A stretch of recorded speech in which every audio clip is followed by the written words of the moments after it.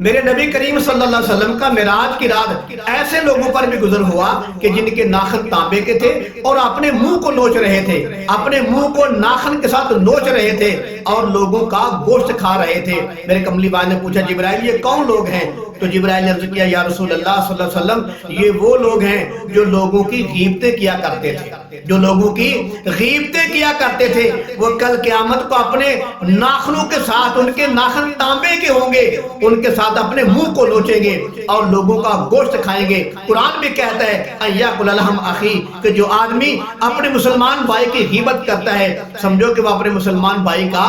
گوشت کھاتا ہے۔ اور حدیث مبارکہ کے اندر بھی آتا ہے، اللہ کے پاک پیغمبر نے فرمایا کہ جو آدمی غیبت کرتا ہے سمجھو کہ زنا سے بڑا گناہ کرتا ہے۔ اللہ کے حبیب نے فرمایا غیبت کرنا الغیبت اشد من الزنا، یہ اللہ کے پاک پیغمبر کا فرمان مبارک ہے، غیبت کرنا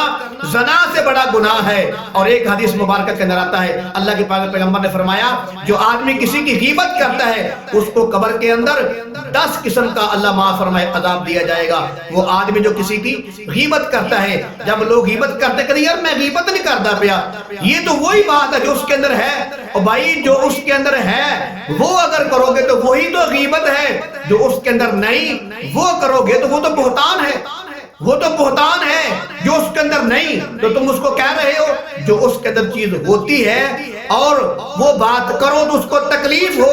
اسی کو غیبت کہتے ہیں، لیکن وہ بات جو اس کے اندر نہیں تو تم اس پر الزام لگاتے ہو اس کو تو بہتان کہتے ہیں۔ غیبت وہی ہوتی ہے جو آدمی کے اندر ہوتی ہے بری عادت تو اس کو بیان کیا جائے، اس کو غیبت کہتے ہیں۔ ایک میں اور بات آپ کو بتاتا ہوں کہ جب میرے نبی کریم صلی اللہ علیہ وسلم ماعز اسلمی رضی اللہ تعالیٰ عنہ کو رجم کروا کر واپس آ رہے تھے، جو لوگ دین کا مطالعہ کرتے ہیں، دین کا شوق رکھتے ہیں، وہ ماعز اسلمی کا نام لیتے ہی پہچان گئے ہیں کہ ماعز اسلمی کون ہے، ان کا رجم کا واقعہ کیا ہے۔ لہٰذا میں لمبی بات میں نے نہیں کرنی، بالکل مختصر بات کرنی ہے، توجہ فرمائے کہ جب میرے کملی والے ماعز اسلمی کو رجم کروا کر واپس تشریف لا رہے تھے تو رستے میں 2 آدمی ایسے تھے، انہوں نے یہ کہہ دیا دیکھو کہ ماعز اسلمی کتنی بری موت مرا ہے۔ تو میرے کملی والے ان کی بات سن لی، سن کر آگے سفر جاری رکھا، سفر کرتے رہے۔ آگے دیکھا کہ روڑی پر ایک گدھا مرا ہوا تھا جس کے اندر سے کیڑے نکل رہے تھے اور بدبو بڑی گندی اٹھ رہی تھی۔